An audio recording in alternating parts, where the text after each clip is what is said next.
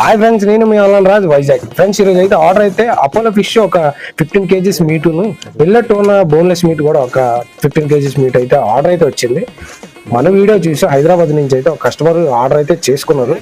Function ఏదో ఉందని చెప్పారు, అందుకనే నీట్ గా కటింగ్ చేసి మరీ పంపించమన్నారండి. చూడండి, ప్యాకెట్ లో మార్నింగ్ అయితే ఫ్రెష్ స్టాక్ వచ్చింది.